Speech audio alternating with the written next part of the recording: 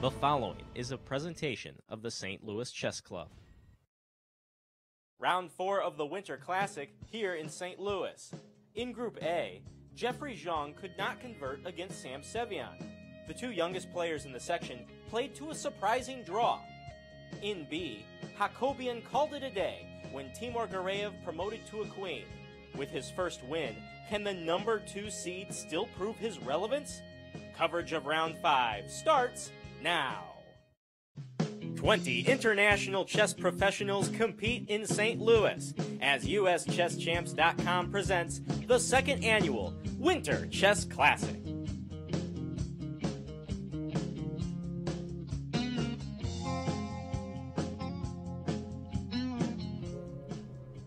Well, if the World Chess Championship is what the world is watching, well, hopefully this is what they're going to be watching in a few moments when the World Championship game is over here in St. Louis. Come on into the studio. It's Studio B, 2 floors beneath the world-famous tournament hall. Hello, chess fans. I'm Ben Simon, joined as always by Grandmaster in Residence, Jesse Kraai. Jesse, okay, the lead should be about the Winter Classic, right? But the World Championship is going on right now. Yeah. What are your thoughts on the game? Well, you know, there's been a brouhaha down here at the chess club because on one side you got the commentators, doing the match, and guys like Maurice is saying this is a terrible game, poorly played, and we almost got into blows down here. Oh yeah, I saw it. It got into blows because I was like, that was a beautiful game that Magnus put together to get the position he got.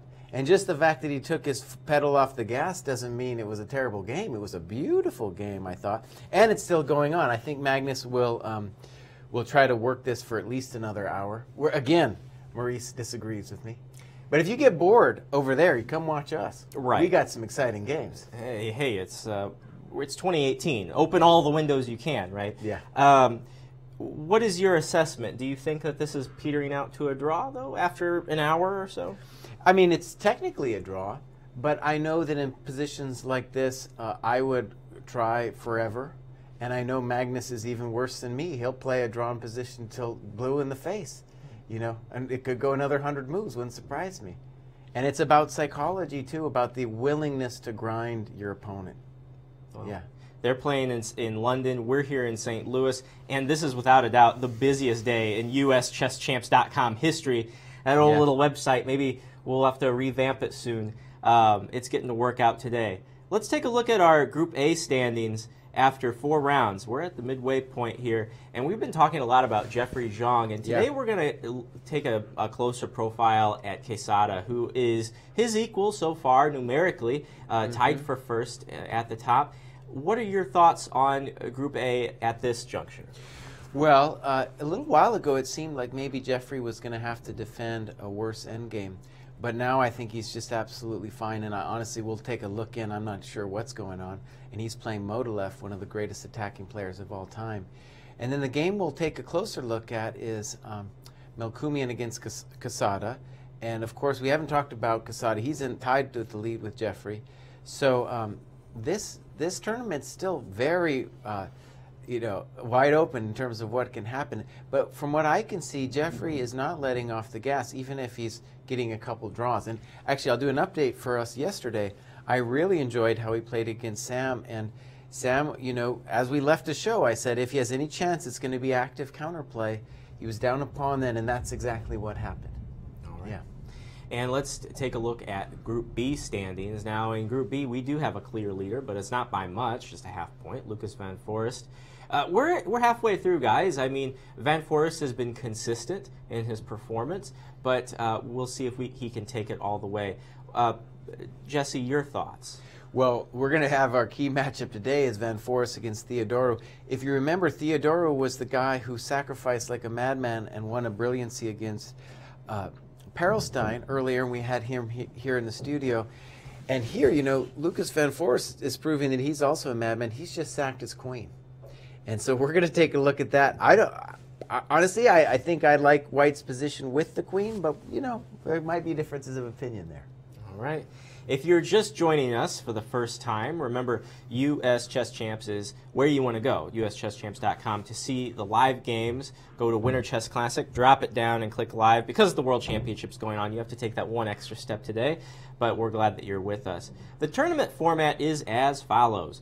We are looking at 2 10-player round-robin fields. The time control is classical, but not as long as the World Championship match. 90 minutes for the first 40 moves, plus 30 minutes for the remainder of the game. There is a 30-second increment from move number 1, so players are always required to take notation.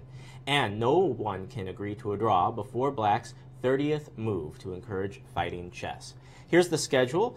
Every day, we are on the air at 3:30 p.m., but the games start 2.5 hours earlier at 1 p.m. Central Time. The final day, next Tuesday, everything begins early because we will have playoffs if there is a tie for first place, and you definitely wouldn't want to miss that. All along the way, please join us on YouTube, Twitch, watch the games on Lee Chess. I'm pretty sure we're on there today. And also, hashtag Winter Chess Classic to join the conversation. I do have the chat window of YouTube open. It seems all of the crazy rhetoric is in the World Championship room, so maybe we'll be very civil today. But send your questions our way if you desire. We might just ask them on the air and answer them. Here are the pairings for round number 5, Group A action. Sam Sevian versus Christian Sasakiran. Alexander Motilev versus Jeffrey Zhang. Ray Robson versus Alexander Shimanov. Miro versus Daro Svirts. And, as we said, our key matchup in Group A, Yuneski Quesada versus Hrant Melkumian. And let's give Quesada a little bit of lip service here, and let's take a look at this game, because we really haven't looked at too much of his game so far. Absolutely. And one thing, actually, that might be interesting to talk about is this position happened in the World Championship today. And it also happened in Quesada's game today. And, you know, one interesting thing about Carlsen and everybody else is there's been this general trend, which feels to a lot of people, including myself, to be boring, where everybody's playing e4, e5. And I expect to see some e4, e5 in the World Championship as well. But it's so refreshing to return to the old fighting opening, the Sicilian. And so this is what we got also in the World Championship. And there's a lot of speculation as to what Magnus was going to do against the Open. People are saying Shevesnikov. I don't know, but that sounds like a good bet. So this is his surprise opening.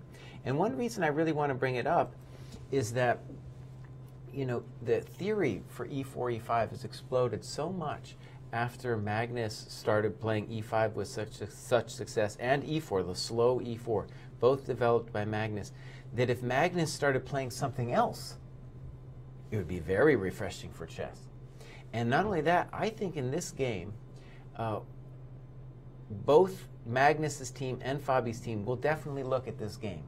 It's just a different approach for white than the normal bishop takes c6 after g6. This is what Fabi played, and that's been the traditional move for a long time.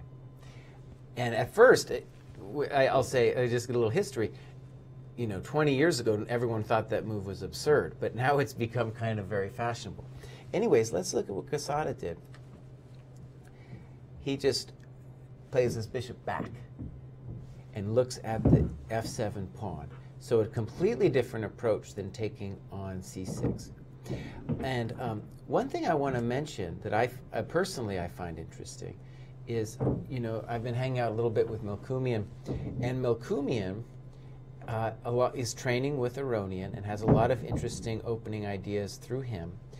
But also interesting to me is these top players. One of the things I've discovered is, like Melkumian, they are, when I study, I have my computer open and maybe Stockfish running on my computer, though I don't like using the Stockfish too much myself.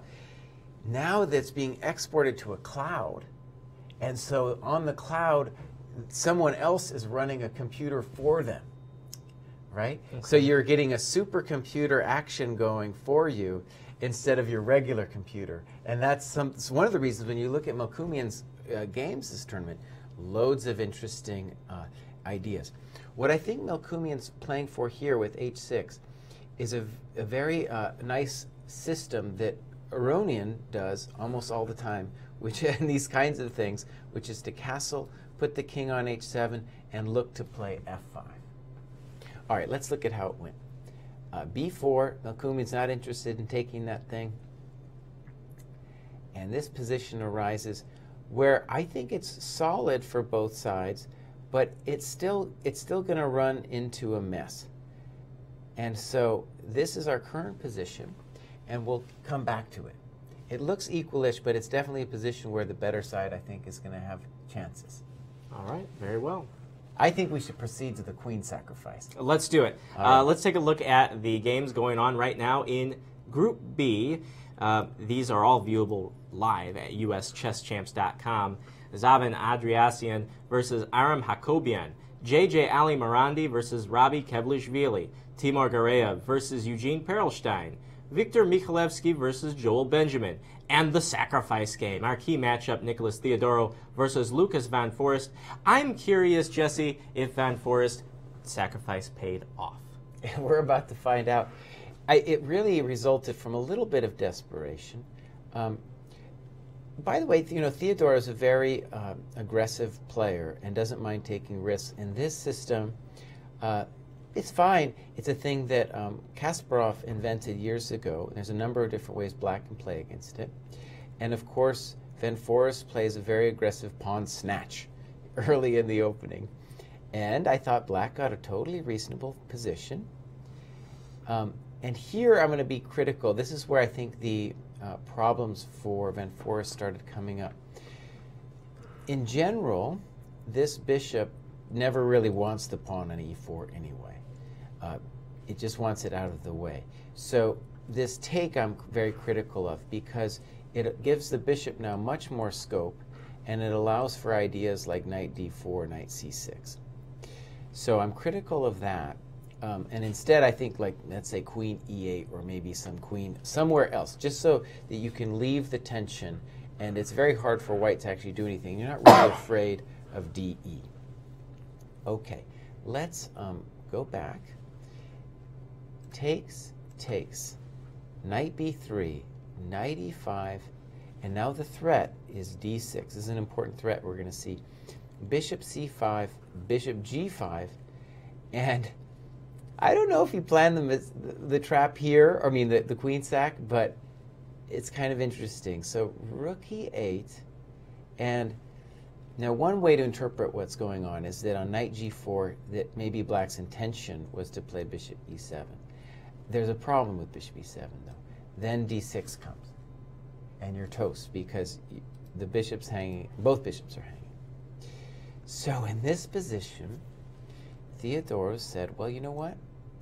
Let's take. Let's give up my queen, and I'm going to claim that I have piece activity, I have a pawn, and my pressure on f2 is something special. I don't, yeah, it doesn't feel right to me, but that's what he did. And white played an attempt to just refute him with, and it looks correct, d6, you got to take, snip. And here's a big problem for black, because if I'm able to recapture on g2, then the game's going to be over. However, let's take a closer look at this, right? Let's imagine rook d1. If rook c8, okay, we'll play king g2, and it looks okay for us. Okay. And then let's imagine bishop b7 to hold the pawn. I guess rook d8 is the problem. It's still not over though, because there's some kind of king f8. And maybe there's then queen h7. This is complicated. This is complicated. It looks pretty uneasy for black. Well, what about for white? He's down after we lose the bishop on g2. Well, yeah. We're down a bunch of stuff. So this attempt with d6, obviously white had other moves. This is a very Theodorou way of doing things. Where, an interesting thing about that Perelstein game, he's okay with starting some fireworks without knowing exactly where they're going yet, which is can be a very good practical thing. What I'm trying to say is these things that he does are often intuitive and not necessarily totally thought out, which, fine. That's the way of playing. This, I'm not sure it's going to work out. But the current position on the board is this one here, and Black is now considering what is wrong. He's asking himself, what is wrong with bishop b7? And let's put it on the board one more time. Notice, bishop f2 is kind of a real thing. I don't know if I would want to see it. Bishop b7 has been played, and Theodoro needs to prove that he can start some stuff because those minor pieces are very angry. And notice also that knight d4 is coming soon. So white needs to prove something immediately before things go wrong. There's been some few moves that have just been played. Okay, yeah, rook d8. And here, though, this is what I mean by not exactly. Me saying that he doesn't know exactly how it's going to go is not meant at all like an insult. It's just that imagine this position. There was king f8, there was knight f6, and the move played rook f8. It's very hard to see all of those, right? Right. And more than anything, I think white is claiming that that pawn will eventually win him a piece. But notice, if he wins a piece, say the bishop on b7, well, the game is very much still going to keep going on. We've got an attack against the white king, and the knight is coming to d4 or d2 at some point. So, yeah, I think from Van Forest's perspective, having really sacrificed a queen in a position where, things probably weren't going that well, this is a good outcome. So we'll keep an eye on this game. Absolutely. Queen e4. I was told queen e4 was just played. Yep, there it is. There it is, queen e4, yeah. And black has several moves, but not that many minutes to think about it. We're on move 23, and queen e4, a very spicy move. Very spicy move. Let me just point out that if bishop b7, c8 is unfortunate indeed. And even here, there's some tricks that I'm not totally sure. I guess let's assume that there's enough here for black, but for white. But even like, look at this, bishop f2, king here. Oh, there's some open questions here, like. If bishop d3, you can't take rook d3 because the queen. If king g2, I guess the intention is to hide. Oh no, you can take an e4. Excuse me. So, queen e4. This is in the Theodoro style. This is why this kid is so fun to watch. He's hitting the knight. Is there a way out? I suspect there's more than one move here for black. Honestly. Now let's imagine bishop c8. If nothing else, what white could then do is rook c8, queen b7. Right? So that's the easy way out after bishop c8. Is there anything else that we could consider?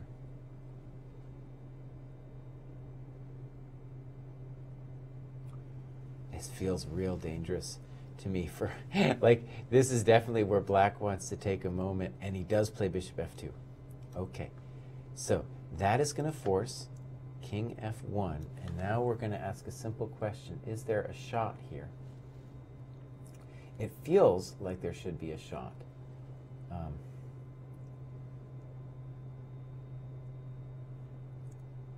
So notice that on knight d2, rook takes, then I could take your queen. So you don't want that. But I guess the problem is if you just go knight d2 and then king e2, I still don't know where the mate is. But look, no, it's simpler than that. Your queen's hanging, buddy. Right. Your queen's hanging, buddy. So rook takes is going to be forced. Bishop takes comes. And I think that's the end of the story, isn't it? I think that's the end of the story. Yeah, I think so. Rook d8, bishop b7. And you need some kind of magic, but it doesn't look good. You're down a lot of pieces. You're down a lot of pieces. Knight d5 could be a trick, and you just got to make sure you don't get wasted with like knight e7, so maybe bishop c5. Right? Okay, that's spicy, and you know, it's funny, after the game with Theodore and Perelstein, I had an argument with Perelstein because I thought Theodore played so well that he deserved to win, and that Perelstein deserved to lose for losing these light squares with knight takes g6. And Perelstein, on the other hand, was just so upset that Theodore got away with what he called a bluff, right? That he played some move and didn't actually know what was going on. Right. And what it looks like at the moment is that Theodore's bluff is getting called this time, right? That he played this thing with d6 and dc7, trying to refute this position where I think he was better. Let's go back to here, where he's better in this position. He has a number of different moves. He doesn't have to lose his mind with d6. He's the one with the advantage. And this bishop is not great right now. It's the one piece of black's that isn't working. So d6, even from a positional standpoint, is a little bit funny. Jesse, we do have our first result of the tournament today. In Group A, Motilev and Zhang have drawn their game. Right, that was to be expected, yeah. And let's take a quick look at that, because you know, it was a very tense e4, e5 struggle with one of these openings that we're going to see more of, and I suspect we're going to see at least one game with this in the World Championship. And as I mentioned before, Motilev is a very strong attacking player, and here he's going to steal Zhang's bishop and claims he has an advantage. Zhang plays a move here that if I was a coach, I would have said, no, that's a mistake. You don't play d5 there, friend, but he did. And he's playing for activity. And look at that move, queen takes e4. Maybe a bit much. Another move, actually, that just because I'm a lover of activity, I thought rook a4 was interesting. But we get this situation, and Zhang loses the exchange. Was it intentional? Let's imagine it was. Maybe he missed it, though. So we get this position, and at first I was a little concerned for Jeffrey, but the problem is it takes really too long for white to get in. And if you have to babysit the c2 pawn with rook f2, the activity with knight d4 or knight b4 is going to come too fast. So, you know, after this kind of business, where the knight can disrupt the coordination of the black or the white rooks, right? They can't double on the 7th rank. A draw was agreed. So Jeffrey continues to play very strong, and another admirable game. So he's still going to be in the lead unless Casada wins. So let's check in on that. And as I predicted, Armenians, let me just say this in my experience with Armenians, they can't just hold the position. They got to spice it up. They got to spice it up. Sometimes it's a mistake to spice it up, but it always makes the game more interesting. When we left, we were somewhere around here. And, right, this happened. Queen c1, rook e6, f5. So let's talk about it. As I mentioned before, Levan Aronian, who is Melkumian's teammate in Armenia in the national team, has championed a lot Let's jump back over to the Van Forest game really quick, because that game it may have just ended, actually. That was the big sacrifice game. Right. And it didn't look like it could. Yeah, Van Forest did not go his way. What way. happened? I must have missed something. Hold on. Bishop f2, king g2, bishop e4, knight e4. Maybe Van Forest missed whatever it was I missed. Because I missed that what? That the king could go to g2? Oh, wow. Is that it? Because the c8 square is... Oh, we're running black out of the c8 square. Dang, Theodoro's on fire. So one interesting thing I will say as a chess fan is it's sometimes interesting when you're wrong. You look at something and well, you thought you had a kind of a sense of what was going on, and then you took out your crystal ball, and you rubbed it a little bit, gave you the wrong answer. Well, see, that's just the thing. We're not using a crystal ball. Isn't that part of the magic, in your opinion, of not using an engine for live analysis? I mean, assuming that the engine would spit out white's winning. Well, right, and because an engine, well, the thing is, right, is like the engine doesn't understand what you're going through at the board, right? And so what I'm trying to do with the analysis is show kind of what people are thinking. And honestly, I think Van Forest was probably thinking what I was thinking when he played Bishop F2. He's in a little bit of time pressure. I'm not sure that's the only thing he's got after Queen E4. Queen E4 is a beautiful move. And arguably, that is what Theodorou saw all the way back. We want to give him really a lot of credit. Maybe we'll get him in here. Let's get him in here, actually. The D6, we'll ask him if he saw Queen E4 when he played D6, because that's kind of a big critical move for that. That would be truly impressive, right? If he was able to see Queen E4 when he played D6. Bishop takes King G2, and the bishop on B7 is simply run out of town. There's nothing you can do. I'm going to take that bishop. Okay, so beautiful game.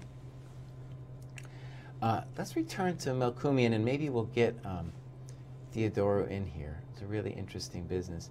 Where are we here? Quesada Melkumian, Group A, key matchup.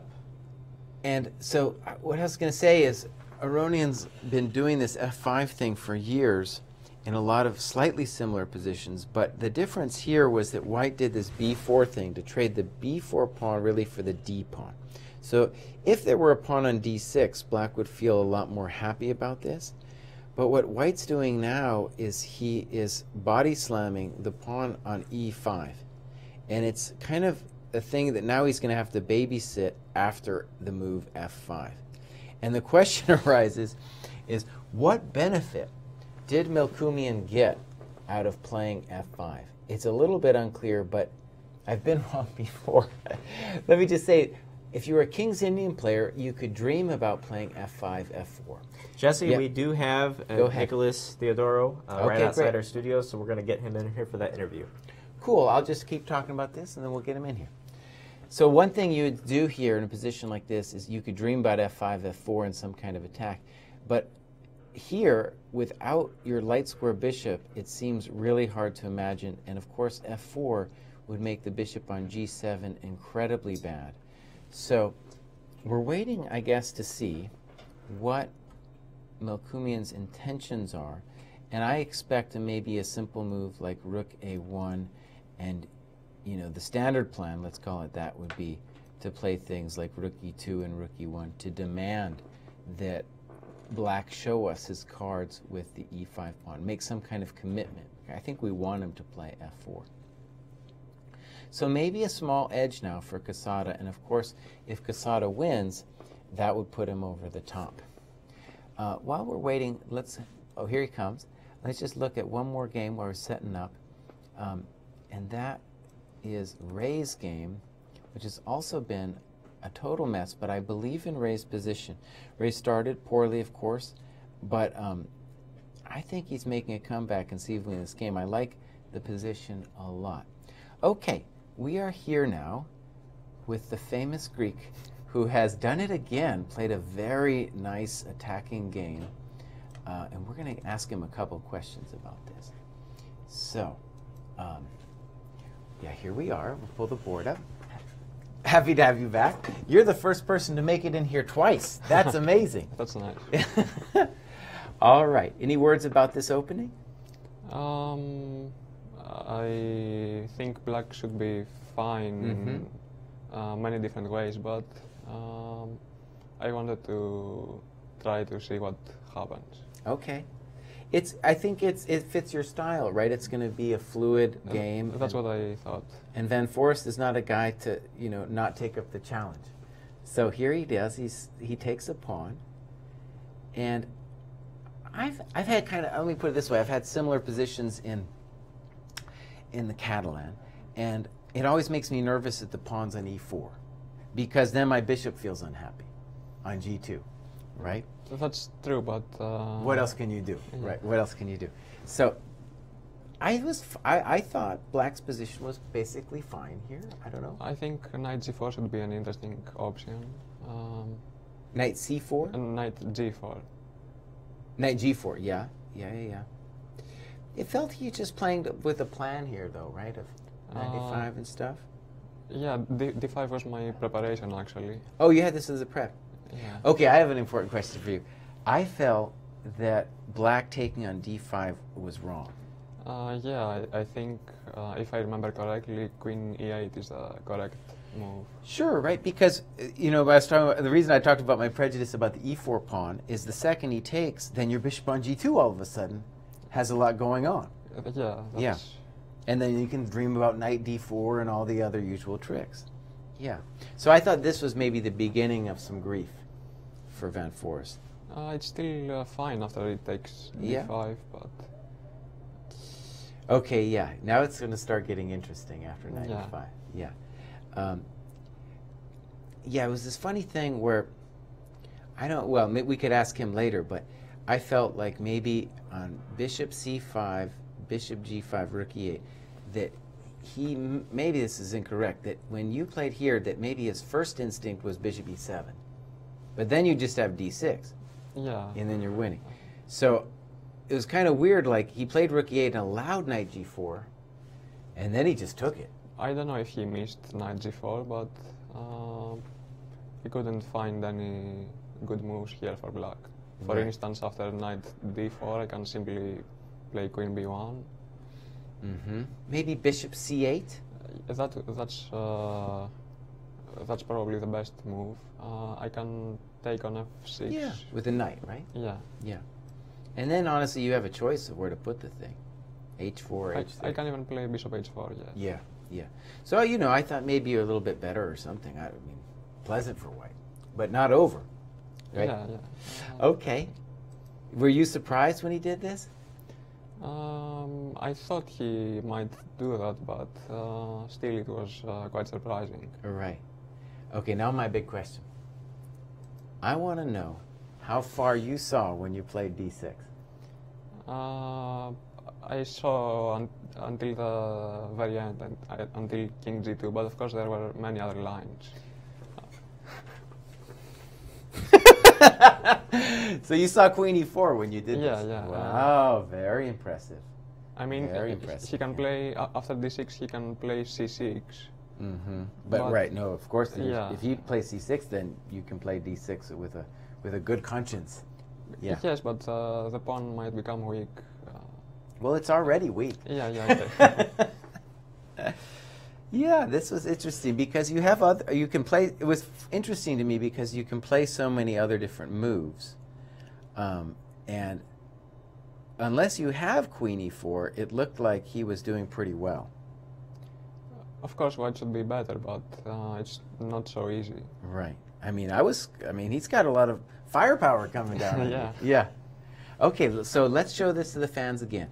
d6 takes. So if you play something like rook c8, I guess you just could play king g2 and be happy about life. Yeah. So snip, and this is only real chance is bishop b7, right? He can play bishop h3, but I still... Okay, yeah, let's look at bishop h3. Rook d8, Rook d8. and I think knight f6. And the bummer for him is he never has, even though he has all these beautiful minors in front of your king, he never can mate you. Yeah, that's... You were saying knight f6? Yeah, knight f6 makes sense to free the bishop. I think I can play knight e4. Knight e4. I thought you were going to say queen e4. Uh, That might work too, but that's your favorite move. Yeah, knight e4 is more sober. Yeah. Queen e4, I guess he could play king f8 or something. Probably, I should still be winning, but... Knight e4 is more sensible. Yeah. All right. Good. So bishop b7, rook d8, rook... And here, well, I guess one of the reasons it was impressive to me is that it seemed to me like he had various moves here too. Like it wasn't just rook f8. He could have. You had to figure that one out. You had to figure that one out, right? Yeah. So maybe we'll walk through that. Knight f6, and yeah. I can play queen f5, for example. F5 looks good. Yeah. Yeah, looks good. Or even 94 might be interesting again. Let's just point out the ubiquitous queen e4 here. Yeah. I guess you can, yeah. You might have been able, you probably could have just played c8 queen there too. But yeah. Okay, yeah, so knight f6, and then the other one was king f8. That one might be, because if nothing else, you could play rook, the queen f5 again. I can still play queen e4, I think. Queen e4, sure. Yeah, looks good. So very nice game. Yeah, very nice game. Thank you. Who are you? So you've got your plus +1. +1, and who are you playing tomorrow? Billy. Okay, great. Well, good luck. I've really enjoyed both the games you played. You got a collection for that book of the best games coming up, and yeah, hope to see you soon. We're going to go to a little commercial break now. Thank you. All right.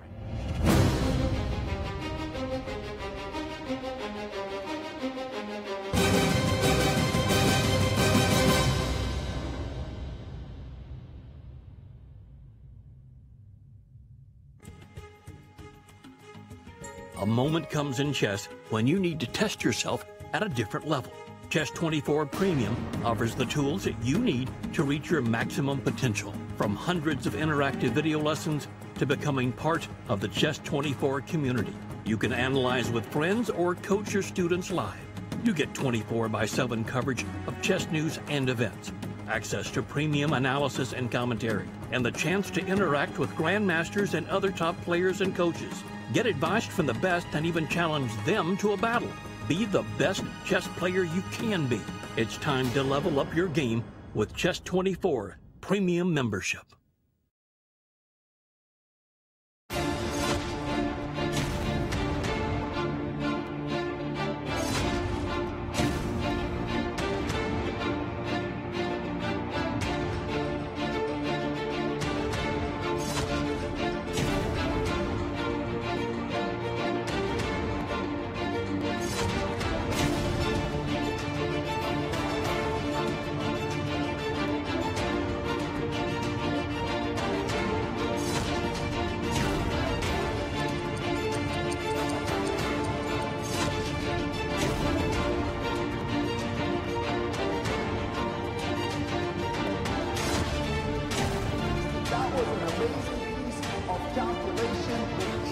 Dominating his rivals, winning game after game. The opposition has never been as heated, as fierce over elite chess tournaments in the world. When you visit St. Louis, you'll probably want to watch the Cardinals or the Blues. What about after the game? Heading back to the hotel would be a major error. Instead, boogie through the city and discover the music that gave the blues their name. At the National Blues Museum, Broadway Oyster Bar, or even the legendary Blueberry Hill. So whether you love the Cardinals, the Blues, or the blues, come play with us. And you guys know I can't play this, right? St. Lou is always exploring. Hello, chess fans. Welcome back to coverage of Round 5 of the 2018 Winter Chess Classic. My name is Ben Simon, and I'm joined by Grandmaster in Residence Jesse Kraai. Jesse, during the break, first of all, we want to welcome everybody who was just on the World Chess Championship feed over to the Winter Chess Classic. Welcome to the party. This is where it's at, of course. This is where it's at. So, big news out of the match, Jesse. Yeah, Fabi held, and Magnus fans definitely going to be disappointed because it was a big chance, and I really feel like it's a big moment because if Magnus had won, oh man, it would have been really rough to lose game 1 with white, and now the match will simply go on. And Magnus, I think it's a good, definitely, even though Fabi got outplayed in the early part of the game, I don't feel too bad about it because it was definitely a thing that rose out of Magnus's preparation and understanding of the position that he got outplayed. So I don't think Fabi should feel bad about that part. And going forward, you know, he can feel the confidence that, oh man, Magnus didn't execute when it was time. Right. And so we have, you know, my chances for Fabi went up a little bit. Let's put it that way. Well, I know that the tensions here at the St. Louis Chess Club were pretty high earlier today, and everyone was kind of like, oh, you know, but okay, draw. It starts over tomorrow. Yeah, clean definitely slate. not a boring draw either. Right. By no means. Yeah, and also about the game. A lot of people, you know, good game, bad game, technically. Oh, I was saying we were having a fist fight, me and Maurice here. He was talking so much smack, and I was like, Maurice, these people played some good moves. I honestly, like, if Magnus had won this game, as he probably should have, the maneuvering that he did to get the better position and the pawn sacrifice with knight f8, I mean, it still should go down to some very impressive chess. Yeah. Sure, it was a fun game. It was a beautiful game. As far as the Winter Classic goes, let's dance around. All right, and take a little bit of a glance at each game. So, do you have anything you want to look at first? Let's just roll through the games in the A section. In front of us, I've got Samuel Sevian against Sassi. And Samuel has been doing strange openings every single game. It's clearly part of a strategy to not play theoretical lines. And in this game, he played a Sicilian with queen takes d4, and then b3. So very odd business where, I don't know, roughly equal position happened. And then we're going to do the dance with Sassi, and Sassi is going to love this position here, opening up the bishop and everything. And so, you know, Samuel has to spend a lot of time figuring this out. And to me, it looks like black should be better in this position. Well, for sure. We got the weakened pawn on d3, and of course we have the two bishops. So right away, Sassi got a very nice position out of the opening. And the game, though, is going to progress. And it's hard to prove these kinds of positions, but the point right now is that the knight is going to be kicked away, and the bishops are going to start. They're going to start getting angry here. At some point, g5 is what I expect for black to open things up on the king side, and hopefully get initiative for the bishops. So a nice game for Sassi. Jeffrey Zhang drew, and then in the game, Ropes and Shimanov. It looks like Robeson's going to finally break the curse here and come to have a much better position. Well, should win this game against Shimanov, where I think he played a really great game. Let me show you this crazy position. F4. Look at all those pawns. Look at all those pawns. Nice and Shimanov played, bam, E5. So a very tight game, and I'm sure some mistakes were made, but definitely Ray played several good moves, and one I'll draw your attention to is after getting his knight pushed all the way back here, in this tense position after queen a5, let's look at the sequence he did. Knight d2, takes, and Shimanov says, I want your knight. And Ray says, you can have it. Very nice. Bishop a4, snip, snip, snip, snip. And white is better, and let's ask why. It's because the bishop will now come to a4 and make it hard for the knight on b8 to move. So this is the position we got, and there it is, d6. In addition to the knight, we want to push our pawn there. He does so. We get our queen. And look at that, a nice positional sacrifice where white is down a pawn, but has all the advantages, and in particular, the knight on b8 is dominated. So Shimanov sacked the exchange, and that leaves us to where we are now, where I think, yeah, after a move, I assume, like rook d5, we should be doing quite well. I shouldn't say we. It's actually Ray Robeson that would be doing quite well.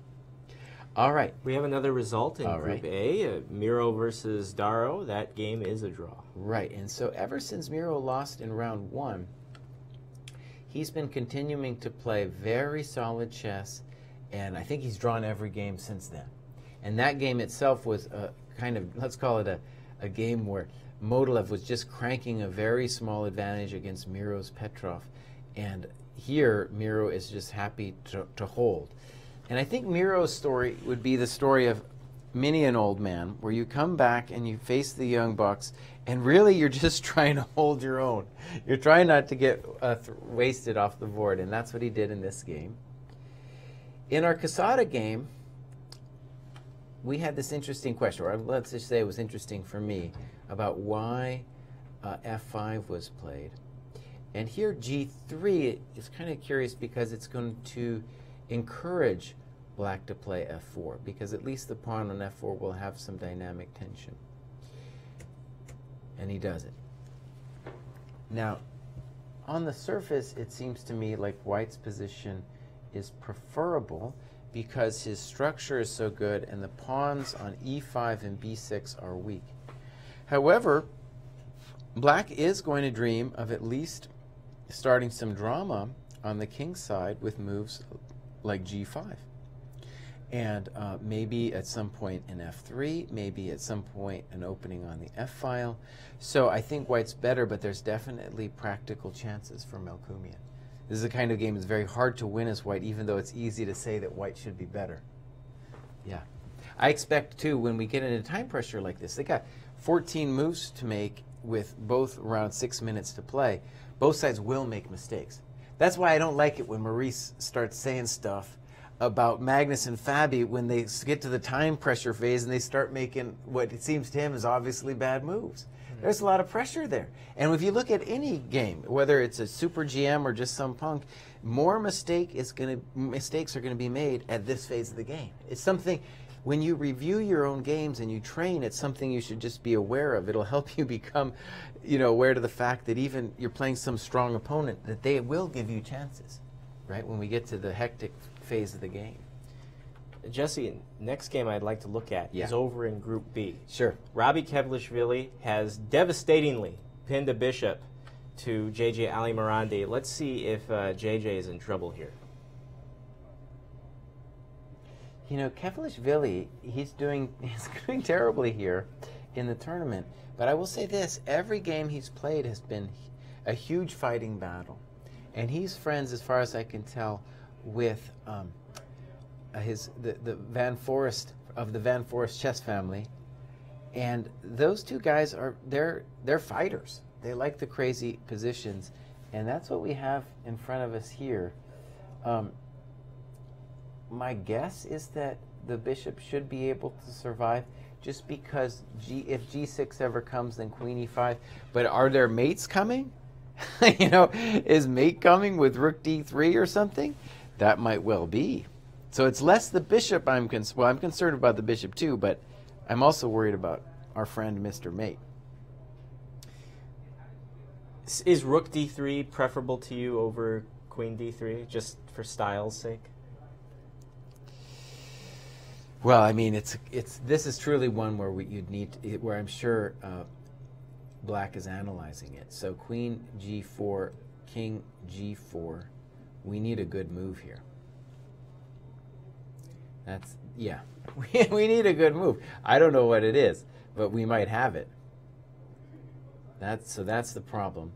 And on Rook D3, I assume we're looking at just a very similar thing with King G4. So it smells like mate, but it's not necessarily mate. And like I said, G6, Queen E5, we're going to get out of it, if nothing else. If nothing else, we're going to be able to do this kind of little dance. Okay. Right? It smells like mate, though. I don't see it. I don't see it for Black. So in that case... Well, maybe that pin isn't as devastating as I originally thought it was. Well, wait, maybe... Okay, so, it's not over at all. Like, for example, on King G8, notice there's... Well, you could check... Actually, no, you can't check there because I'm just going to take your queen. You could play Rook F4. But there's kind of an interesting situation where maybe you could try to find something after Rook F4. Right. Yeah. It would not surprise me if Black found something here, though. Yeah. So, can we take a look at the old guys? Yes, I know you're dying to. I love the old guys. Victor Michalewski and Joel Benjamin. They're in time pressure, and I want to show one position that happened. Look at this tension here earlier. Whoa, that's a big Mick kind of tension. You asked me what's going on there. Obviously, I don't know. That's a lot of pawns. That's a lot of pawns. I don't there. really want to tackle this. I'm not going to tackle it. No. I just wanted to show you it. Oh. So let's take a look at how this all went down. Oh my God, what a mess. What? Oh, look at that. Knight G6. Oh, hold on here. What? Why? Because Knight D6 is going to come after. Okay. But Benjamin says, no, I'm going to play D3. I'm going to snip. Oh my God. What? CD. Knight E8. Rook F8. So the bummer was that the knight on E8 is touching the bishop. So it has knight F6 as a threat. Bishop B7. Snip. Bishop A6. So all of a sudden, it's kind of sort of mellowed out into an opposite color bishop ending. Or you could call it a middle game if you want. But the problem is our friend on D2 looks very powerful. So let's see if Big Mick has a chance to salvage this. Rook D8, Rook B1, D2, H4, King G7. And it's a funny thing here where Black really would like to get his bishop to this diagonal here to both protect the pawn and to touch E1. So the cleverness of Rook B1 is you're going to have to sit there with the rook so that this pawn will continue to guard that C3 square, so the bishop can't come down. So Rook FD1, Rook E4, and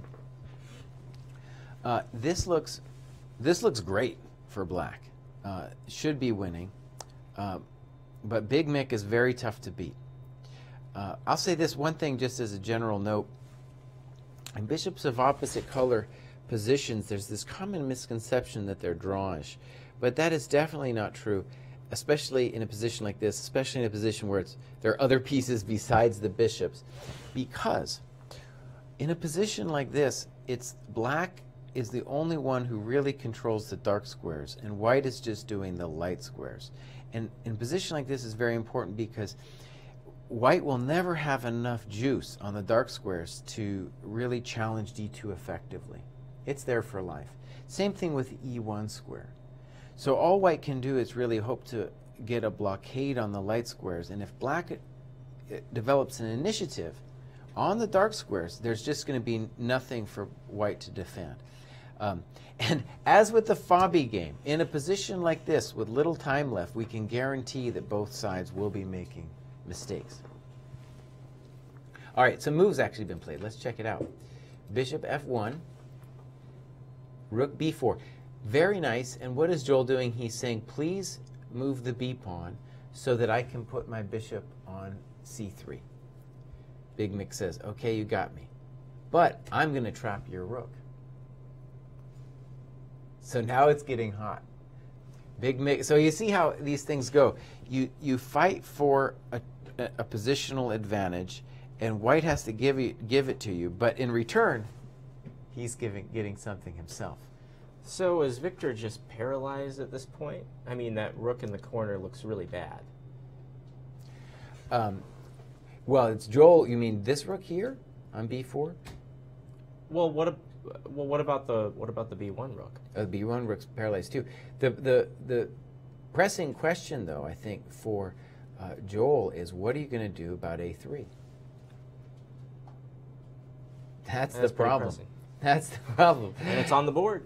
And B5 happened, and this is very hard to calculate in time pressure. A3, and here's the drama that is unfortunate for Joel, is that if he could take this bishop and then pump that pawn up, then he'd truly be winning. In fact, it might be better to have a pawn that just give up the bishop. The rules of chess allowed you to just remove your own piece and then stick the pawn there. If only. That would be a good deal, I think, for Black. But he can't. So what has now happened is we got rook c4, pawn takes, and black has a simple notion. He wants to move the bishop and then put the pawn on c3. And unless white can find a way to stop that, the game's over. So let's look at the obvious way to at least try to stop it is rook b7, say king h6, rook c7. But the bad news is rook e8. Again, on the dark squares, it's too much. So at least a superficial glance says that this was a nice exchange sacrifice by Joel. And really, Big Mick, when you get to this situation, you might as well try to trap the guy with bishop c4. Because now that the bishop's here, if you don't do anything, Joel's just going to say hello and stick the rook on e1. And it'll never go away. It's not a situation you want. The bishop is now obviously entrenched on c3.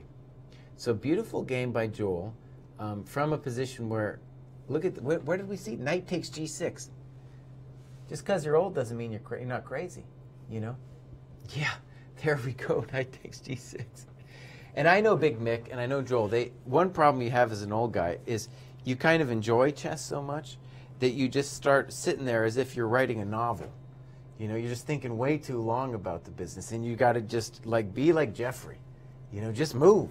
Just move, and you don't think about it so long.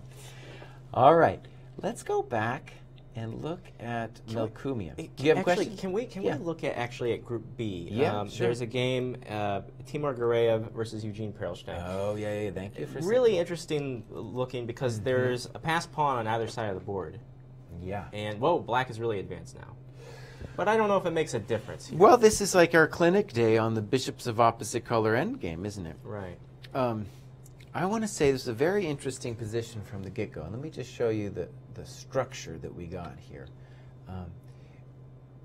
There was, I believe it's the tall Botvinnik 1960 match where a kind of similar structure happened where Botvinnik basically laughed Tall out of town with a setup kind of like what Eugene makes, with just putting everything on the light squares and saying you can't do anything.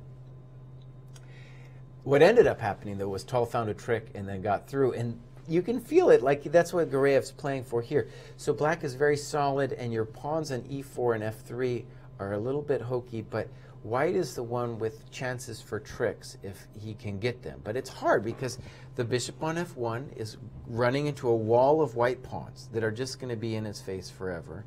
And you never really want to commit the pawn on e4, either taking or e5, because then you have no juice left in the position to do anything. And black, with his knights, wants to dance on you with like what we see in the game. I think knight d7, knight b6. So this all went down, b5.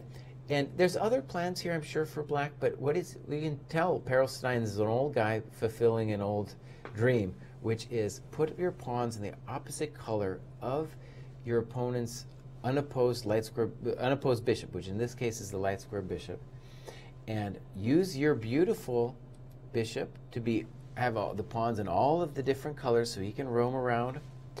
And now it's going to turn into a mess, but notice knight b6 is the only way to make progress, but it allows bishop e5. And here we get, it just starts turning into a mess. Because, you know, think about it, in a position like this, you kind of want to be the guy who's jumped out of the airplane. Because you're going to want to find some tricky move to open black up. And so it really is an opportunist game here for white, where both white and black need to...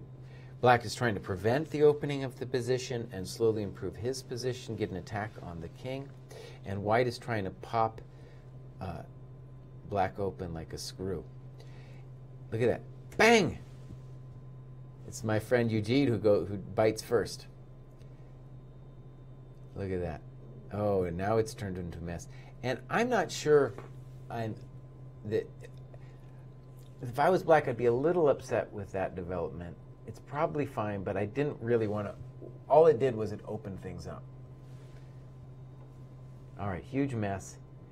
Timur has no problem having his king open like this. And now we're just in mess territory. We're in pure mess territory. I would say black shouldn't lose. And maybe it should be a draw, but on a practical level, with this little time remaining, well, they're going to hit move 40 and get a little bit more time. But the game's going to go on. On a practical level, someone's probably going to win, right? Because there's too much dynamic stuff going on. It's also the case that these pawns, it's going to be hard for Timur to really advance them effectively. And the problem for white is, or excuse me, for black, is this is pretty well guarded. But imagine if the bishop does a trick like bishop e3, g1, that can be annoying, right? Or if he got his king involved, that would be annoying. So there's definitely plans for both sides. And while black is trying to do all that, he has to be careful that white doesn't get, say, a5, a6 in, right? That would be white's dream if he could achieve that. So the h2 pawn is of no concern right now? Oh, it's definitely a long-term concern. We're not going to advance it yet, but yeah, white needs to be careful. Right. Yeah, no, this is double-edged. I guess I'd rather be black, but I'm not sure who's better here. You know, Maurice would probably just be like, oh, it's a dead draw, zeros. Yeah. So anyways, I think that's going to be exciting. Thank you for reminding me about that game. I was watching that earlier. And you know, you better be careful, Jesse. He might be watching this. He might bust in here at any second with his computer and tell you how it is. That's one of my worst fears is to be confronted with Maurice's computer. Joel's position looks beautiful over here.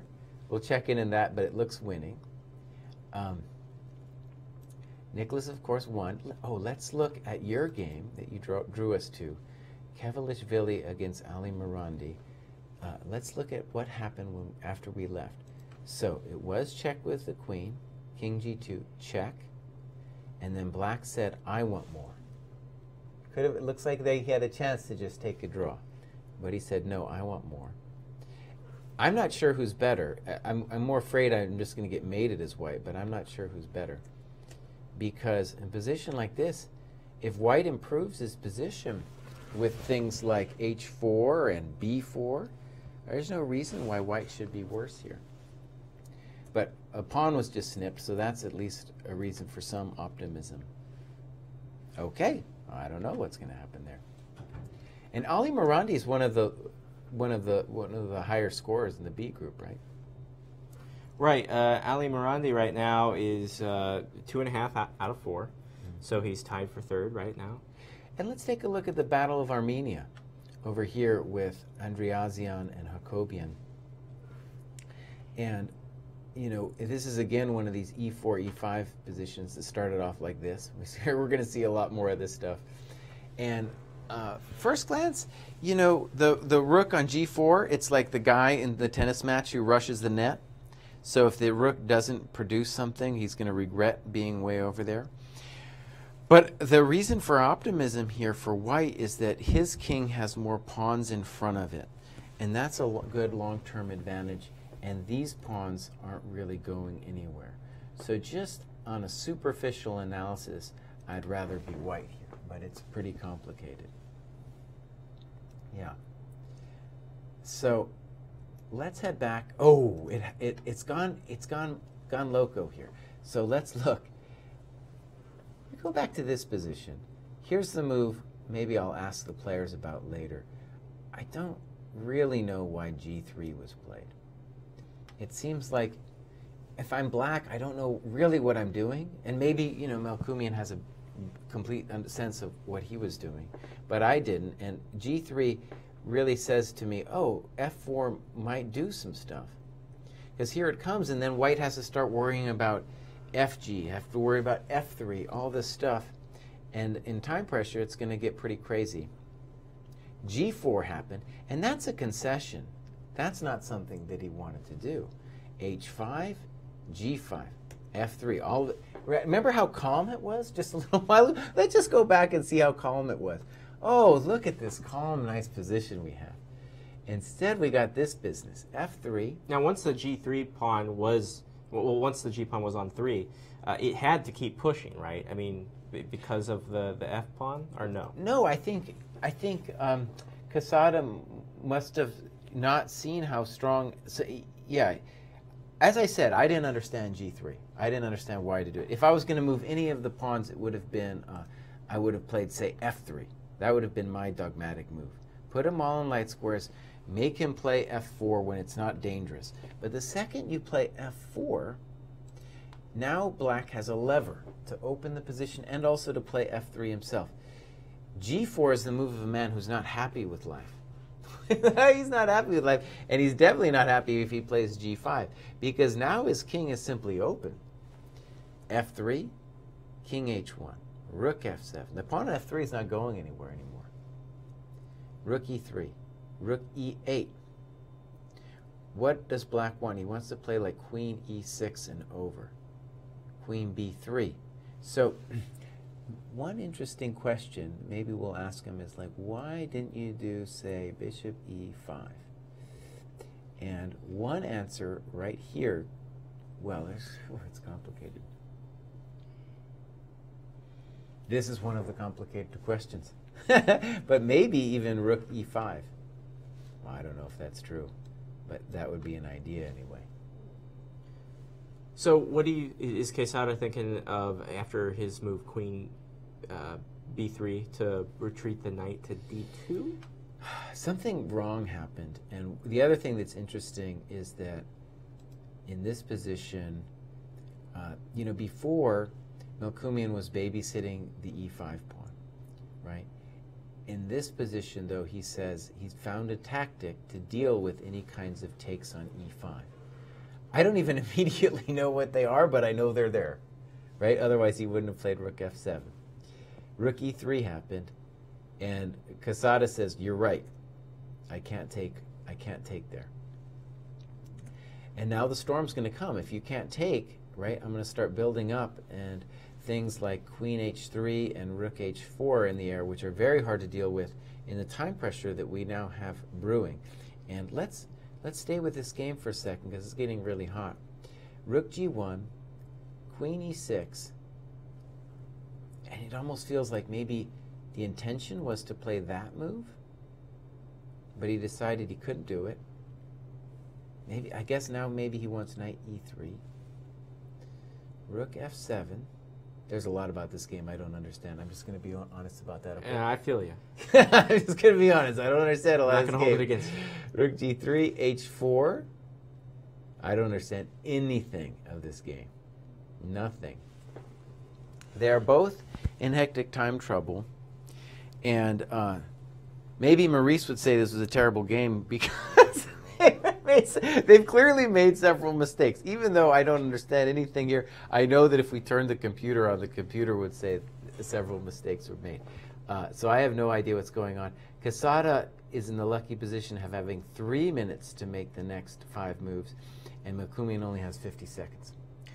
Remember, chess fans, if you want to join us, uschesschamps.com, and we have under Winter Chess Classic, click on Live.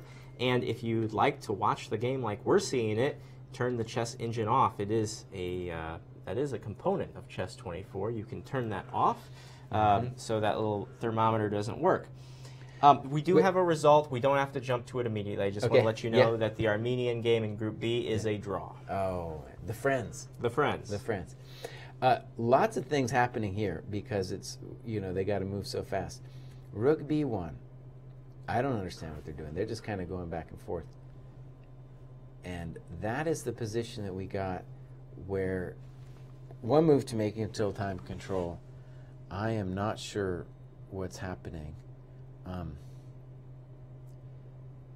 Very hard position to judge. I don't think, given from where black came from, I don't think he should be upset. But it's weird to think about because this whole thing really arose with the critical decision to play f5. I heard this interesting interview with Sam Shankland earlier today, and he was just talking a little bit, and he said, he wrote this book about pawns, and he said, basically my book was about the fact that pawns can't go backwards. Yep. Right? And f5 is a really committal thing where I don't see any need for him to do it, right? He could do a very old man thing here and play things like rook on f8 somewhere, f6, bishop f8. You're fine. You're doing fine. But the second you play f5, then all of these pieces can come to life, like the knight and the rook. And I don't understand anything then of what happened. The dream of the f5, though, is precisely this kind of thing, where at least we start some drama. This is like the King's Indian players' little tactical game that they like to play with you here. And some kind of accident can happen to the white king. Could also happen to the black king. So, hard for me to judge that one. Let's check in with Ray to see if he is winning as I thought he was. And maybe I'm just wrong about that. I've been wrong about a lot of stuff. Let's go to the position where we left off. I liked rook d5 here so that when they check us, we're at least hitting e5. But this happened. And then that happened. And surprisingly, surprising to me anyway, black has a little bit of juice in this position where a problem is going to be this pawn, because the pawn on h3 is very strong. I think Kasparov is famous for saying, like, the pawn on h3 is worth 2 pawns. And in a position like this, you know, you can imagine if that pawn on h2 goes, the pawn on h3 is very valuable. f5 is, of course, a thought for black here, and maybe even g4 is something that white wants to consider. Rook b1 first, rook b2, d6, and now f5. So it looks like Robson has allowed himself to become a little bit passive here from this position where I don't know, you know, you guys can check out the computer, but I thought here white has to definitely be better. Maybe a move like rook d5. And then I want to use the d3 square, honestly, to move my king to.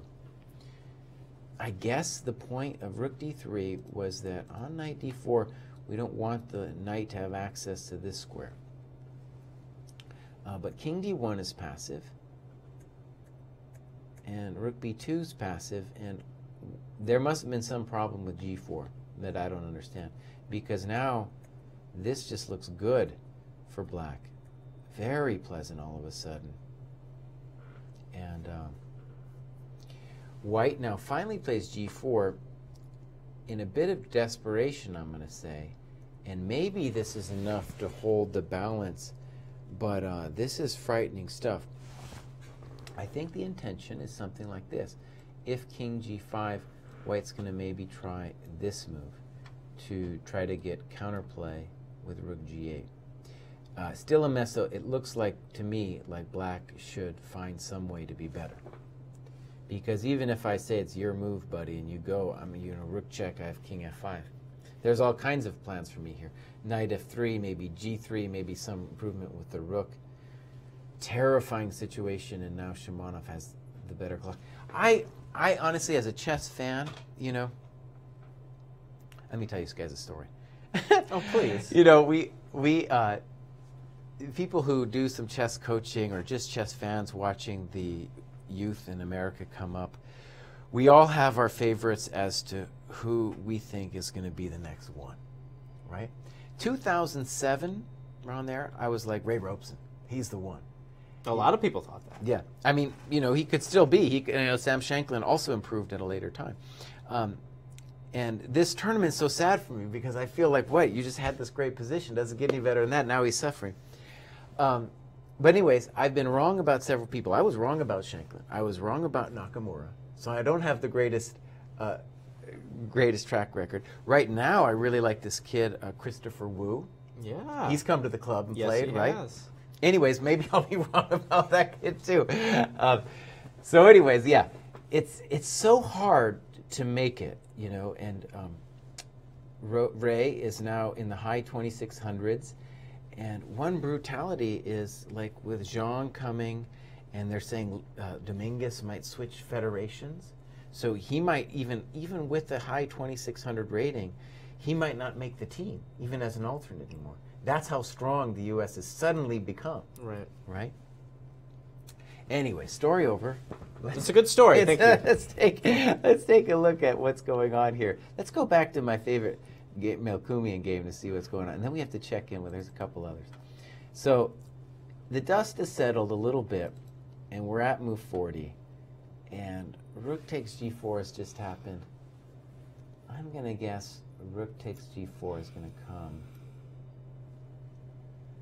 And arguably, white is just totally fine here. Because the knight on e3 is covering everything. The knight on b4 is arguably shut out. Pardon Yeah, me, go ahead. Jesse. Go ahead. Sorry to interrupt. Yeah. There will be no skydiving today because your good friend, Eugene Perlstein, has won with black against Timur Gareev. Thoughts? All right.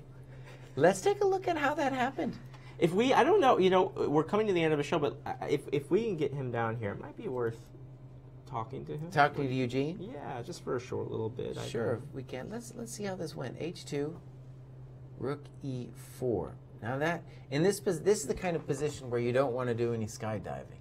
Yes. You want to mellow it on down, and find some way to push that a pawn.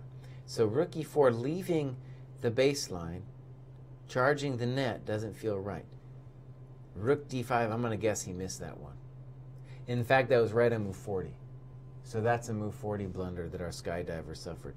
In general, it's like you're playing tennis from the baseline. Keep them there, buddy. Keep them there. Don't move them off the baseline. Whack, you lost an important pawn. Snip, snap. That's game. Yep. That's it. Now, move 40 blunder for those viewers who don't know. Yeah. It just indicates that because it's right before the second time control, Right. the next time added, you have the lowest amount of time, thus Right. you're most likely to blunder. Yeah, it's a crushing way to lose. But then you have a whole bunch of time to look at your mistake. Isn't that great? Yeah. And you got your friends to tell you about it. You can Yeah. rewatch our broadcast, and then you can listen to us Yes. talk about it too. Yes. Yeah, it's a brutal. Maurice kind of comes in with his computer and will yell at you. It's going to become a reoccurring theme of the show, perhaps. Yeah. Okay. What happened to Melkumian? What's going on? Oh, I don't even. It's crazy. A game that we haven't talked about for a while. We need to do though is the Sassy game. We left this, and Sassy, I said, looked better. The first glance, it looks like a mess. But in general, the person with the two bishops wants the mess. So just with that in mind, it's understandable what happened. White is pushing for counterplay. Maybe let's go back a little bit and see how this all happened. All right, I'm going to take a little bit of a leave. All right, you take your leave. Perlstein's coming in to join us in just a moment. Nice. Okay. Total mess that we have here. And that's pretty well our current situation. And right, the pawn on h6 will go, and it's a question of how powerful our b pawn can become and how powerful our bishops will be. A bummer for Sassy is that whenever b3 happens, then knight c4 can come and really do a lockdown on the b2 square. So something like that. Yeah, so that's hard. Eugene's just joined us here. We're going to ask him about his game. So I'm going to pull it up, and then, we'll get some. I'll ask him a couple naive questions. So here we go. And let's start at the kind of towards the beginning, this kind of thing. Bishop f4. And I assume somewhere around here you guys are just playing chess at an early stage, right? Yeah, I mean, he just decided to just go after me with everything he's got. Yeah. Just trying to dig in and defend. It's kind of funny that, though, do you think he was copying what you did against... Oh, what I did against Big Mick? Yeah. Oh, that was tame, what I did. He was really going after me with Castle Long and everything. But did you... slightly similar, and you played knight b5 or something. Yeah, and then I played knight f3, h3, and kind of quiet positional game. No, he wasn't going for quiet. h4. Yeah, that's not a quiet line. h4. I mean, I have to play h5, otherwise, who knows, he may just play h5 himself. Right. And this was an interesting moment where he played knight f3, and so I was thinking he may try to play knight e5 at some point. So I wasn't sure if bishop g4 is the correct approach. I like what you did. I think it's just solid. Yeah, very solid. And at some point, you're just going to take the thing Right. and put all your pawns in the light squares. That was my plan. Yeah. So I thought what he did is very controversial. Now, Right. maybe I've got the structure wrong, but you can help me. There's a game in the Botvinnik-Tal match of 1960 where Tal also allows this kind of structure. Oh, as you mean in the Caro? Yeah. Yeah, he took G takes F3. Yeah. And we get this kind of thing, and it's like White's not breaking through. And in that game, Tal swindles, I think, a draw. Yeah, but he was busted, I think. There. I think he was probably at least positionally busted. Yeah, although here I think it's like he's got the bishop pair, my king is very difficult for me to castle. So I think this is better version than the Tal one. Well, right, but there's this weird thing. It's like the bishop pair is cool, but if his bishop on F1 is hitting rocks, Right, then I'm it's happy. It's not so cool. So I want to commend you here because this was really dogmatic what you did the next couple of Yeah, like I know, yeah. So the dogmatism we're I talking played about old man. is Perelstein's just putting everything on light squares. You'll see it. Yep. He's building a rock. He's building a rock wall here. So E4, I think, is consonant with what he wants to He do. has to play E4, yeah. But one bummer, right, for White is if he can- takes it's bad. And If he can never pushes, play it's E5, bad. yeah. So Right. now we just have to sit there and maintain the tension. Right. So yeah, I would rather be black here. Yeah, King B1 I think is good. Here you have some questions about how to proceed. A6, let's call that the height of dogmatism. Yeah, sure. I'm just going to wait and see approach. But if you want to play B5, is there a reason not just to do it? Immediately Yeah. B5? Maybe I can play right away. I just thought A6 gives me more options, but because I want to play A6 at some point, because I can't play B5, B4, right? But maybe B5 is better. Just I thought with you do E kind of like takes in the D5? game, you want to do. Maybe you have to worry about it, but you also have to worry about it when you play A6. I mean, A6 Right. doesn't help you promote B5, right? Well, the problem with A6, I have the C takes D5 option. That's what. I see. Because with early B5, he can take on D5. I don't have the CB, CD5 option. Okay, let's show our fans that. So if we go full caveman, so this Right. absolves you from some of the claims of dogmatism on my part. If immediate B5, Yeah, and I have to calculate ED. ED. Yeah. ED. Now ED is of course controversial because now White's really And stuck with I don't the know. Does he structure. have like? But Rookie 1 is the first question. Well, Rookie 1, then King of 8, King G8. I run away maybe. Well, I mean, I just figured that's something to at least be afraid of. Maybe Bishop D6 first. I'm a little Okay. bit scared of this. My king never Yeah, getting maybe it. you should be scared, yeah. I mean, maybe Knight F8. But then Bishop H3, well, he's got to do it with the bishop first, Yeah, but but somehow it just feels too loosening. I don't know. it feels a little loosening. Feels like there has to be. Oh, Knight F8, Knight takes B5. I maybe just losing. Oh. Yeah, that's not. Let's well. show that one. That's nice. Yeah. That would be a skydiver. That would be a sky. I didn't want to be on the receiving end of the skydiver. I don't even know if it works, but you know, it's still something to be Yeah, really I'm probably afraid of. just somewhere. Yeah. My life All right, story so there we is go, behind it. A6. This is the full dogmatism. I like it. And yeah, so in order for you to make progress over there on the I queen have to side, untangle somehow. Yeah. and you have to allow his bishop to E5. Yeah, I didn't see anything else. Well, you could have castled, I guess. Yeah, but I just felt I'm castling into the attack. Yeah, castle was my option as well, but Yeah. I just thought that I want to keep the king on E8 to have rook G8 as an option, and maybe I can castle queenside at some point, or just leave the king in the center. So I thought knight B6 was interesting. It's funny in this position. I'm very prejudiced against white. I don't like the bishop on D3. I don't like the knight, and I feel like one curious thing that I was just as a feeling. I was like, Eugene at some point should play bishop F8 and bring it over to start nailing. Yeah, I was the white considering king. bishop F8 here as well, actually. Yeah. But honestly, like, if he doesn't mate me, positionally he is just much worse. If I can like safeguard my king, Right. so I think he just has to go for some direct attack, and maybe he has some. I don't think he is like worse, but at the same time, like I didn't see any decisive blow. You don't think white's worse here? I mean, long term he is worse, but Yeah. right now I still have to untangle, Okay. and he has the time, right?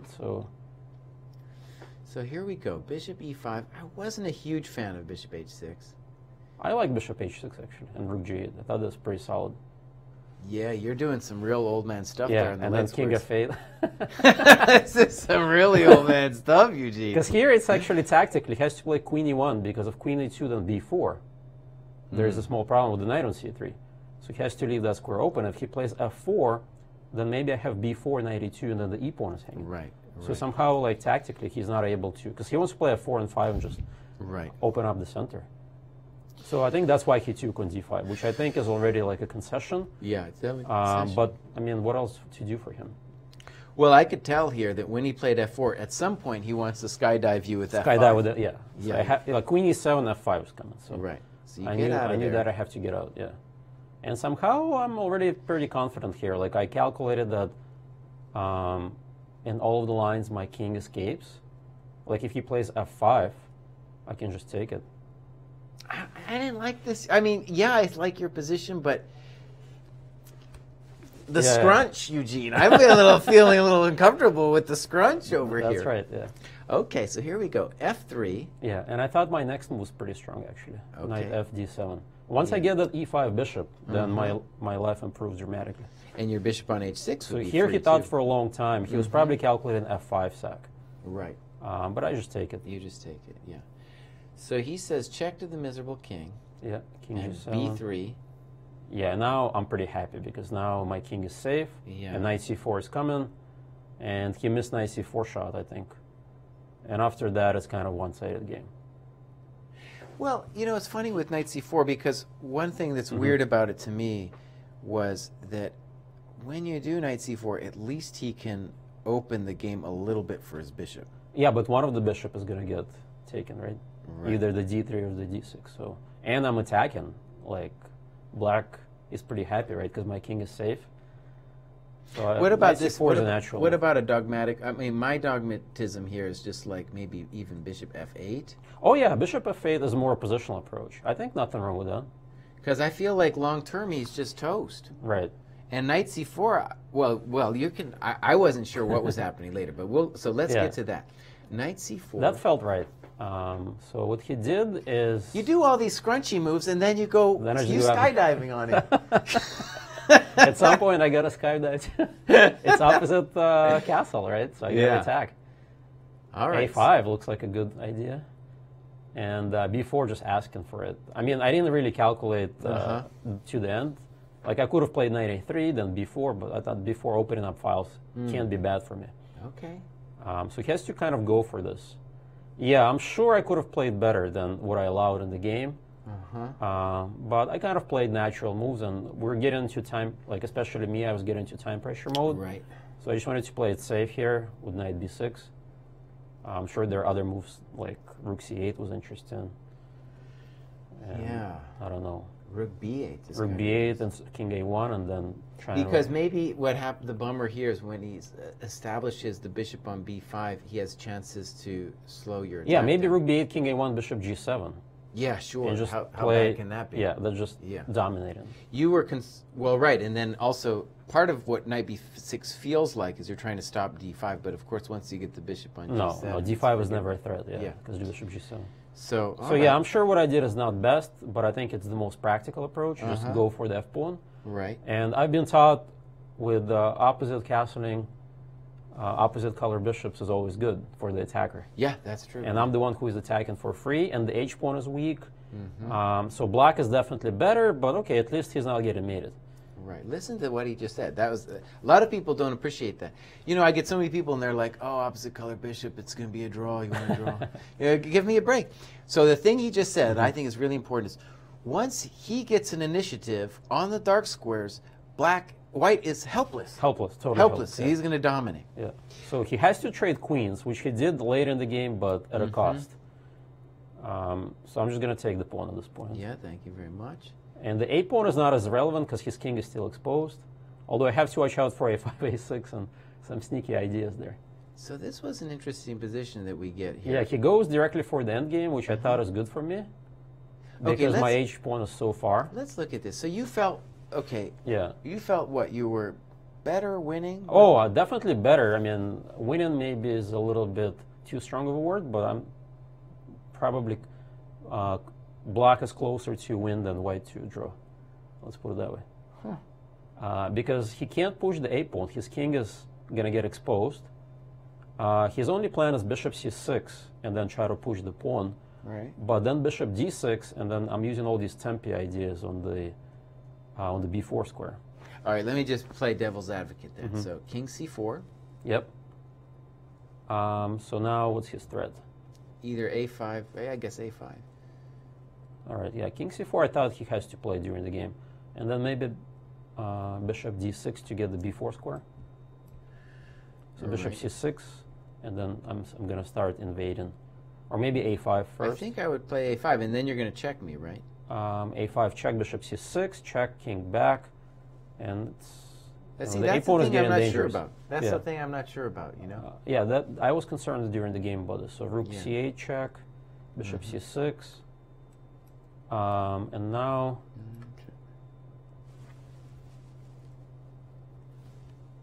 okay, I had this interesting idea to go for checkmate. Rook b4 check, king c3, and there's double in the b file. Let me just put it on a light square. I don't know why. Oh, it doesn't matter. Yeah, I was gonna double. So And then the idea is I'm gonna, if he plays like a6, rook b3 check, king d4, rook a2 b4 mate. So that was kind of a cute idea I had. I don't know what is going on. Because I'm also attacking. Two rooks and the bishop can No, still of attack course, the king. yeah. And his bishop is totally out of play. If he cannot get the pawn far, and I can always stop it with rook a3 later, like how is he gonna untangle? That's interesting. And the king cannot hide on f1 because the h pawn. So where's the king going? Yeah, that's I feel like if he manages to trade a pair of rooks, Here's a nice variation I just came up with for you. You check the miss check king, first, yeah. and then you Check ask again. him here. And I don't think you can go to and- c3, but if he goes here, you say check to the miserable king, And then rook and then d2 you say check, or yeah. that check, or rook d2 too. Yeah, rook d2 is It's all- probably just game over. that's the attack on the dark square. Yeah, so that's what I saw during the game, that I'm just going for mate. Uh-huh. And the a pawn is irrelevant. His bishop on c6 doesn't participate. Okay. And maybe it's just winning. I love how before you played. I don't know. Old man. It's interesting that you're so confident in this Yeah. position. But okay, and then let's just see what happened in the game. This looked to me like a move 40 blunder. Well, maybe he knew he is lost, and maybe he just decided to kind of force things. Uh-huh. But maybe he just didn't calculate to then, but this is just losing after Yeah. rook d5. My new favorite metaphor is, when you got to be careful when you rush the net. Right. He's rushing the net here rushing instead of it, yeah. keeping the baseline. Yeah, well, his idea is bishop d6 f4 to cut the bishop, but he missed the shot. And now I think I'm just dominating. I mean, he missed rook d5. Probably. Yeah, you got to be. Why? That's what I mean by he blundered. Yeah. Okay. So yeah, very nice game. That was the first win, right? For me, no, second one, because I won round 2. Yeah. That's right. Yeah. Yeah. So what do we got? +1. +1 now. Yeah. Yeah, because you Moving lost up to the the ranks. terrible Van Forest. Yeah, he Yeah. skydived. No, not Van Forest, the Greek one. Oh, that's right, Theodoro. No, that was I would The bishop before the skydiving. We had him in here before. Yeah. Absolutely amazing. He skydived today. Oh yeah, again? Oh yeah, big Oh, time. man. Oh, you want? Let me show crazy you. Let me Greek. show you the skydive move. All man. right, let's see it again. And he said he saw it in advance. Oh my God. And during the analysis, you know what I said? I said, no, he's. I said Perelstein told me he was he bluffing beat Van in his Forest. game. He's bluffing. I said he's bluffing here too. Check out this move. So he played d6 like a madman. Oh my God, yeah. And then he said he saw it to this. Look at that move. Bam. Wow, that is. And then he saw this. Sneaky. He said when he played d6 he saw this. Just King g2, King pinning G2. my queen. And he can take with check, but he doesn't care. Yeah. Because the c pawn just wins. That guy is a beast. He's already got 2 games for his best games collection. Although my game, I think he did bluff me a little bit. No, so, come on, that was a beautiful game, man. Stop it with that. But Stop he it with played that. well up to that. Yeah. All right, Eugene, thank you for coming All right, in. thank you, Jesse. All right. Yeah, we're going to take a look at some of the other games before we close out our show here. The famous Ali Marandi is getting... Kevalishvili is not a normal man. He is a man determined to fight, and he might still find a mate against white here. I guess I'd rather be black, sure. I'd rather be black. The bishop on f5 is uncomfortable, and of course the white king is uncomfortable. And it was a big deal that Kevalishvili could steal the pawn on h2. So this game, let's call it advantage black, and it's still going to go on. White, of course, if he can play moves like b6 and consolidate a little bit, especially a move like maybe even g4 right now, it is going to be a challenge for black to organize an attack on the king. Honestly, with g4, there's moves like actually rook e8 might come into play after g4. The problem, though, in general for white, for black, excuse me, is that you can't really play g6 to help your king, and h6 the bishop's running into, but should be winning for black. All right, welcome back, Mr. Ben. What does the outside world look like out there? Well, I think the outside world is gearing up for the Game 2 of World Chess Championship tomorrow. Yeah. You don't want to miss that. I mean, we had a huge viewership number today watching the event, and rightfully so. I mean, you can, even though it's on another continent, you can feel it. You can feel it here in St. Louis, and you can feel it on the broadcast. So, for the record, I mean, I don't know if we need to go through the whole graphical process again, but Jen Yasser and Maurice hosting the World Chess Championship every day that it's on, 2 hours after the beginning of the round. The official broadcast is at worldchess.com, but you can see our coverage live at uschesschamps.com, right where you're watching this, hopefully, and that begins, that resumes tomorrow at 11 a.m. Central. Now, as far as this event, we will be with you at 3:30 p.m. Central, right after the World Championship game. So until then, I have to give a shout out to the world's greatest production B team, Tammy Hyde, working on 2 streams simultaneously today, Isaac Schrantz, graphics and audio, and our technical director is Danny Machuca. So for Grandmaster Jesse Kraai, my name is Ben Simon. We'll see you tomorrow. First, World Championship at 11 a.m. Central, and then our coverage of the Winter Classic at 3:30. So long from the Show Me State.